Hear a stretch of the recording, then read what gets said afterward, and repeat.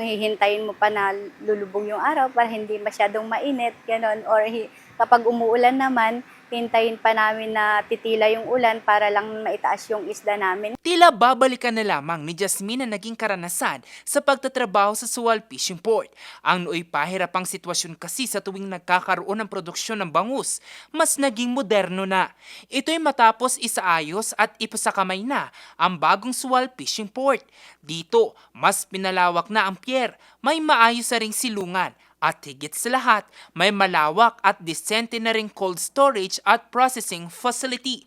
Laking tulong ito, lalo pat isang suwal sa mga bayang naghahatid ng malalaking supply ng bangus mula sa probinsya ng Pangasinan, bukod sa Anda, Bolinao at Infanta. Malaki po na itutulong nito kasi nga po kapag halimbawa hindi namin maisisell kaagad yung isda, nandun na napapaganda yung quality ng isda namin, pwede namin ditong idaan muna, lalo na kung sobrang bababa nung presyo ng isda. Ang pasilidad, pinondohan ng higit sa 600 milyong piso na naglalayong gawing mas moderno ang fishery sector. May capability na ngayon tayo mag-process ng bangus, freeze for export for the local market. At of course, pati yung mga isdang dagat na nahuhuli ngayon, pwede nang i-freeze, no?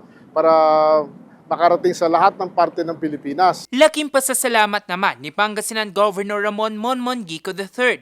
Anya, ang pasilidad na ito makakatulong upang maiangat pa ang antas ng fishery sector sa Pangasinan. Lalo pat ang probinsya, ang top supplier ng bangus sa bansa. We are the leading supplier of milkfish worldwide, and it's just appropriate that we have this kind of facility. Laking tulong. Sa ngayon, patuloy ang ginagawang hakbang ng pamahalaang panlalawigan ng Pangasinan upang matiyak ang maayos at mas modernong fishery sector sa probinsya. Jose Robert Inventor, Nation on the Move!